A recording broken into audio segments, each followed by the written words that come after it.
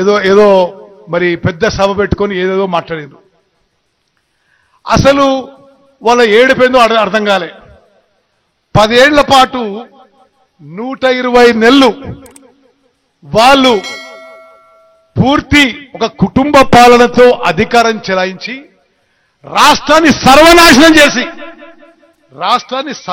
చేసి అప్పుల పాలు చేసి రాష్ట్రాన్ని దివాళా తీయించి మీరు ప్రజలు తీర్పిచ్చి మిమ్మల్ని ఇంటికి పంపిస్తే వాళ్ళేదో మీటింగ్ పెట్టి మా మీద ఏడుస్తున్నారు. మేము అధికారంలో వచ్చి 13-14 నెలలైంది. అందులో 3-4-5 నెలలు పార్లమెంట్ ఎలక్షన్లో కోడ్లోనే బాయ్. నిరంతరం కృషి చేస్తున్నాం ఈ తెలంగాణ ప్రజలకి మేలు చేయడానికి. వాళ్ళు సభ పెట్టి అక్రమంగా దోచుకున్న సొమ్ముతో సభ పెట్టుకొని అసలు అది ఏందో ఏడుపు అర్థమే కాదు. కేసీఆర్ అసెంబ్లీకి రాడు, మాట్లాడు, కానీ సభ పెట్టుకొని ఏదో పెద్ద పెద్ద మాటలు మాట్లాడుతాడు. నేను 2 విషయాలు చెప్తా. వాళ్ళ హయాంలో 10 ఏళ్ల పాటు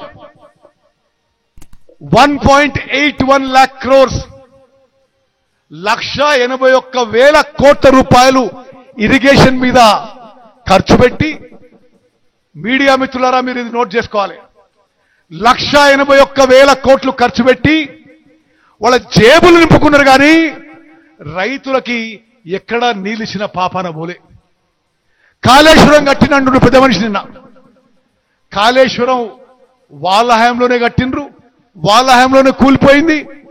నిస్సందేహంగా ఏ ఎంక్వైరీ అయినా సరే, ఏ రిపోర్ట్ అయినా సరే వాళ్ళ అసమర్థత, వాళ్ళ దోపిడీ విధానం, వాళ్ళ కమిషన్ల కకృతి వల్లనే కాళేశ్వరం కూలిపోయిందని స్పష్టంగా వస్తుంది. కాళేశ్వరం ప్రాజెక్ట్కి మనందరినీ తాకట్టు పెట్టిండ్రు. మన పిల్లల్ని, వాళ్ళ పిల్లల్ని, ఈ రాష్ట్రాన్ని తాకట్టు పెట్టి 1,00,000 కోట్ల అప్పు తీసుకొచ్చి ప్రాజెక్టు కట్టి అది వాళ్ళే కట్టిండ్రు, వాళ్ళ హయాంలోనే కూలిపోయింది.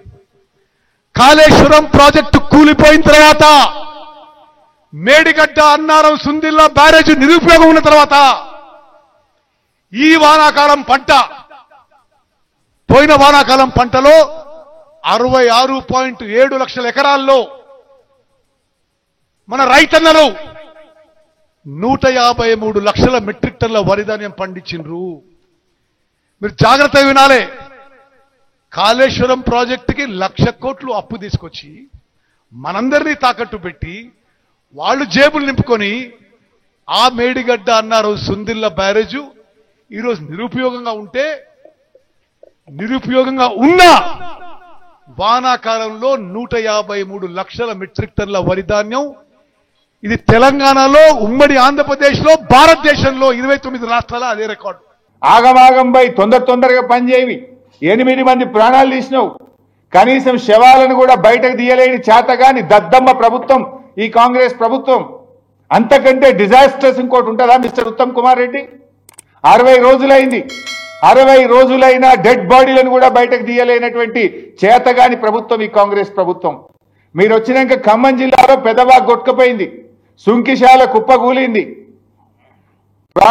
పాలమూరు ఎత్తిపోతల పథకంలో వట్టెం పంపోజ్ నిండా మునిగిపోయింది, ఎస్ఎల్బిసి టనల్ కూలిపోయి 8 మంది ప్రాణాలు బలిగొన్నావు నువ్వు. ఇంకా మీరేదో పెద్ద శుద్ధపూసల లెక్క మాట్లాడుతున్నారు. ఇవాళ చాలా విషయాలు పూర్తిగా సత్యదూరమైనటువంటి అబద్ధాలు మాట్లాడినటువంటి ప్రయత్నం చేసినారు. వారు మాట్లాడిన ప్రతిదీ కూడా నేను సాక్ష్యాధారాలతో ప్రూవ్ చేయడానికి రెడీగా ఉన్నా. ఉత్తమ్ కుమార్ రెడ్డి లైట్ అన్ని అబద్ధాలు మాట్లాడాడు, అసత్యాలు మాట్లాడాడు, అర్ధ సత్యాలు మాట్లాడాడు.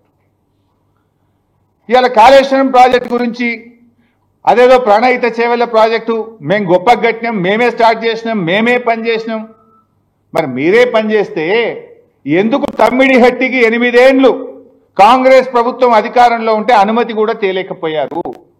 మహారాష్ట్రలో కాంగ్రెస్ ప్రభుత్వం, ఆంధ్రప్రదేశ్లో కాంగ్రెస్ ప్రభుత్వం, ఢిల్లీలో కాంగ్రెస్ ప్రభుత్వం, 3 చోట్ల కాంగ్రెస్ ప్రభుత్వం ఉంటే 8 ఏళ్లలో మహారాష్ట్రాన్ని ఎందుకు ఒప్పించలేరు? ఎందుకు తమ్మిడిహట్టికి అంతర్రాష్ట్ర ఒప్పందం చేయలేదు? ఒకసారి సమాధానం చెప్తారా?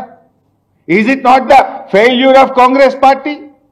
కాంగ్రెస్ ప్రభుత్వం నిర్లక్ష్యం కాదా? ఒకవేళ 8 ఏళ్ళు మీరే అధికారంలో ఉన్నారు. రాష్ట్రంలో, మహారాష్ట్రలో, కేంద్రంలో 3 చోట్ల అధికారం ఉండి తమ్మిడిహట్టికి అనుమతి మీరు తెచ్చుంటే, కట్టుంటే ఇవాళ ఈ పరిస్థితి ఎందుకు వస్తుండే? ఆనాటి మహారాష్ట్ర ముఖ్యమంత్రి, మన ముఖ్యమంత్రి కిరణ్ కుమార్ రెడ్డికి ఆ రోజు రాసిన లేఖ ఇది. ఏం రాసిండు? At the full reservoir level 152 meters, about 2099 hectares of land from 22 villages of district Chandrapur and 8 villages in the district Gadchiroli are likely to be submerged, and this is a main cause of unrest among the farmers from this area. It is also requested that the government should not proceed with unilaterally decided layouts and control levels, as it may lead to unfruitful expenditure.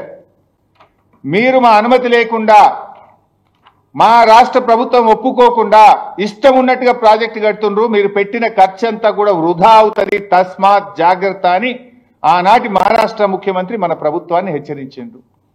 మీరెంత దుర్మార్గము, ఎంత అరాచకం అంటే, మీరు ఎవడన్నా head దగ్గర పని start చేస్తాడు, తల దగ్గర ఇచ్చిపెట్టి తోక దగ్గర పంది అవుతారా? ఆనాడు కమిషన్ల కోసం, పర్సంటేజ్ల కోసం ఎన్నికల ముందు హడావిడిగా 28 ప్యాకేజీలకు టెండర్లు పెట్టి, మహారాష్ట్రతో అగ్రిమెంట్ లేదు, డిపిఆర్ లేదు, డిపిఆర్ తయారు కాలే, మహారాష్ట్ర ఒప్పుకోలే, టెండర్లు పిలిచిండ్రు. ఎక్కడనో పోయి చేవలెక్కడ దవుతారు, ఎక్కడనో పోయి మెదక్ జిల్లా సిద్దిపేటలో దవుతారు. అసలు ఎక్కడైతే నీళ్లు తీసుకోవాలో తమ్మిడిహట్టి దగ్గర, ఆడ మహారాష్ట్ర ఒప్పుకోదు, ఆడ తట్టెడు మట్టి తీయరు, అంతర్రాష్ట్ర ఒప్పందం జరగదు. తప్పు చేసింది మీరు. మీరు చేసిన తప్పును సవరించడానికి మేము ప్రయత్నం చేశాం.